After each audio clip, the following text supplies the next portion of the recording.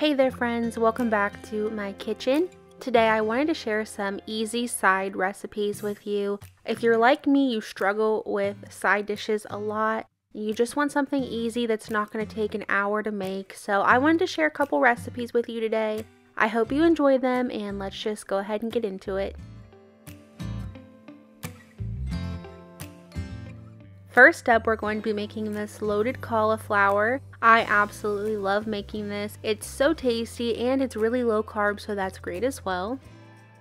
The first thing I'm going to do is preheat my oven to 400 degrees. And then I have one head of cauliflower here. I'm just going to cut this up. I'm trying to be very careful cutting it up so it doesn't end up in a bunch of tiny pieces everywhere. But eventually I just started chopping it up quickly. Once all that's chopped up, go ahead and add it into a bowl and add about 2 tablespoons of olive oil. I'm also adding in about a 1/4 teaspoon of salt, a 1/2 teaspoon of garlic powder, a 1/4 teaspoon of black pepper, and then just giving that a good toss together.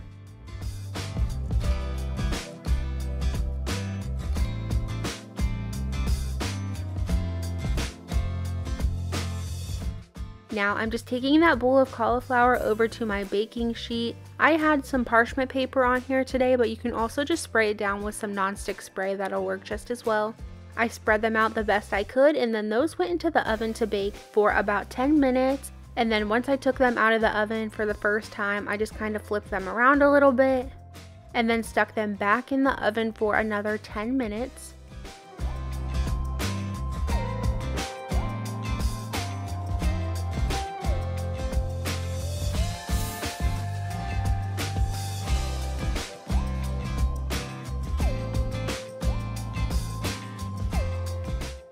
At this point they should be tender, but if you cut yours in bigger pieces, you might have to let it cook for a little bit longer. Once they are fork tender, you can go ahead and just kind of push them all to the middle of your pan. This will make it easier to add on the toppings. Over top of my cauliflower, I'm taking some mild cheddar cheese and just sprinkling that over the top. You'll need about a 1/2 cup for this, but of course if you love more cheese than that, then feel free to add more. I went ahead and stuck this back in the oven for about 5 minutes just to get that cheese nicely melted. Once it comes out of the oven, you can add the rest of the toppings.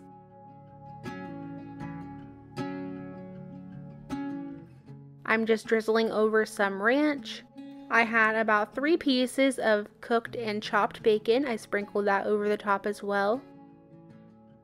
And then you'll also want to add some green onions. I just chopped up 2 green onions for this. And then that's really all you need to do. This is good to go. This is one of my favorite side dishes. Sometimes I'll even just make this to have for lunches. Either way, this is really quick and easy to make, and is also a really good side dish if you are lower carb or try to stick to a keto eating style.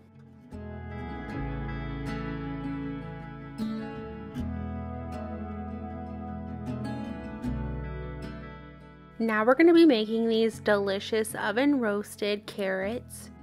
I did just start by preheating my oven to 400 degrees. And then over to my cutting board, I have about 1 pound of carrots. I'm just cutting both ends of the carrot off, and then I'm also going to peel the carrots as well.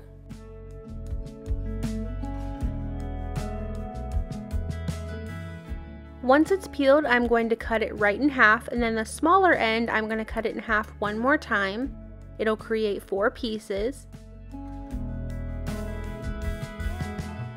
With the larger end, I'm basically going to cut it in half and then repeat everything I did with the small ones. So the bigger half you'll end up with 8 pieces, and the smaller half you'll end up with 4 pieces. I hope that made sense. It's kind of confusing. You just want to make sure that when you're cutting your carrots up that all the pieces are pretty equal in size.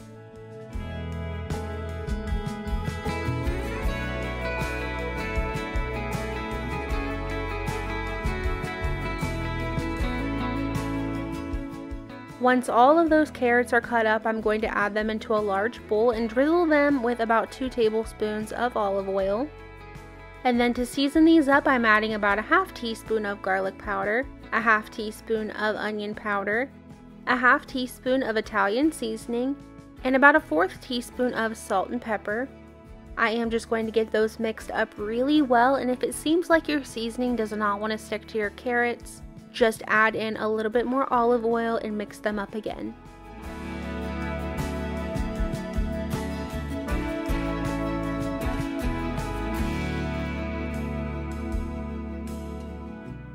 I am just going to add these over to this baking sheet. I sprayed it down really well with some nonstick spray, and then I'm going to just add them on here and spread them out as evenly as I can, trying to make sure they're not overlapping each other.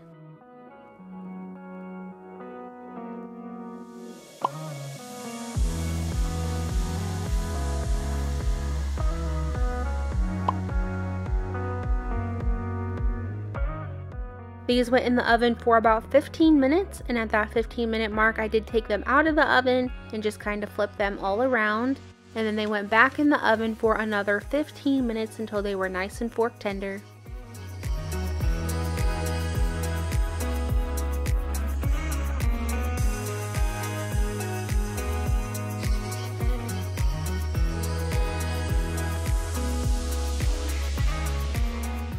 Here's what they look like coming out of the oven the final time. As you can see, the seasonings will get kind of dark on the pan, but the carrots are nowhere near burnt. Here's what they look like on my plate. This is one side dish that I really love because it's so much better than just having a can of carrots for dinner. These have so much more flavor. I just made some chicken and macaroni and cheese to go with this.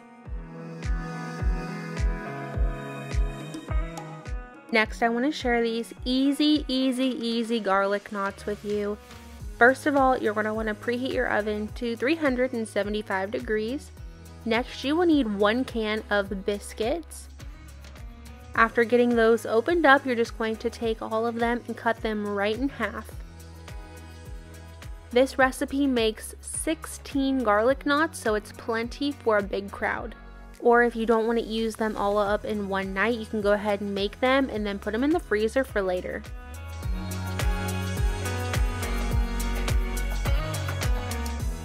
After cutting my biscuit in half, I'm then just going to take that half biscuit and roll it out until it's about 8 inches long. Then you're just going to tie it in a knot. Super duper simple to make these. You'll just want to make sure that you tuck the ends back behind it so that they are underneath. Once you get all those on your baking sheet, these will not expand too much, so you can probably fit them all on one baking sheet like I did. Just be sure to either put some nonstick spray or use some parchment paper like I did.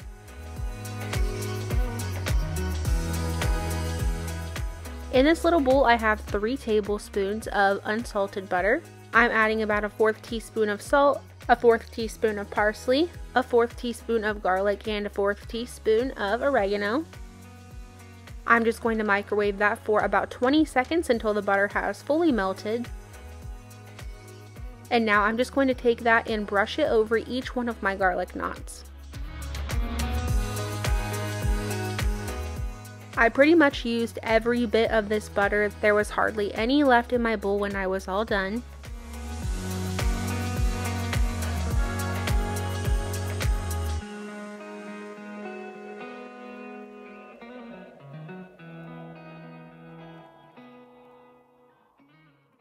These will go in your oven to bake for about 8 to 10 minutes until they are nice and golden brown on the top. Mine actually got left in the oven a little bit too long. They were still edible, they were not burnt or anything. Just a little bit darker than I wanted them to be. You'll just want to top them off with some Parmesan cheese over the top, and then they're good to go.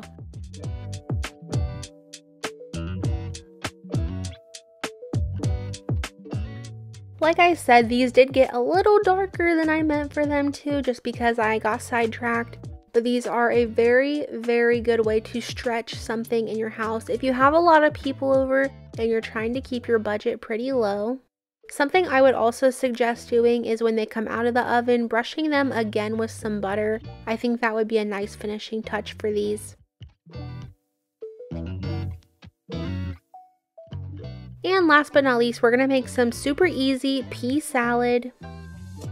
I started by cooking up 3 slices of bacon, and then once that was done, I just let that cool off for a moment before chopping it up. And then over to my cutting board, I'm going to chop up just a very small amount of red onion. I did not even cut up everything you see on the cutting board right now. I only ended up using about a tablespoon to 2 tablespoons of red onion. Now that my bacon is nice and cooled down, I am just going to chop that all up into nice small little pieces.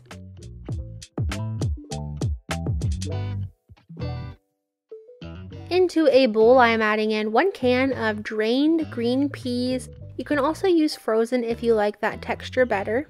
I'm adding in 2 tablespoons of sour cream, about 3/4 of a cup of mayonnaise, half a cup of shredded mild cheddar cheese, the bacon we chopped up, the red onion that I chopped up, which ended up being about a tablespoon to a tablespoon and a half, and 2 tablespoons of sugar.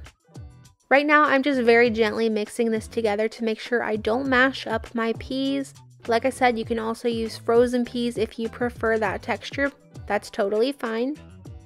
And now I'm just seasoning this to taste with a little bit of salt and pepper.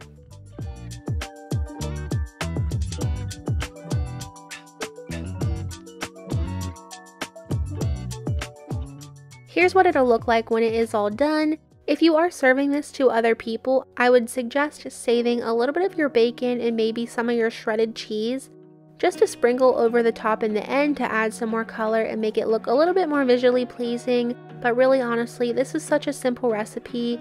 I love peas, so this is so good to me. But if you are not a big fan of peas, then that's totally understandable. A lot of people are not. But still, I would give this a try. You never know, you might like it.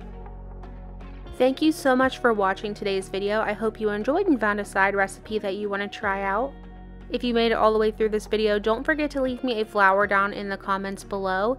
And if you have any video suggestions or anything else that you just like to let me know, go ahead and head down to the comments and I would love to chat with you there. I'll see you guys next time. Bye.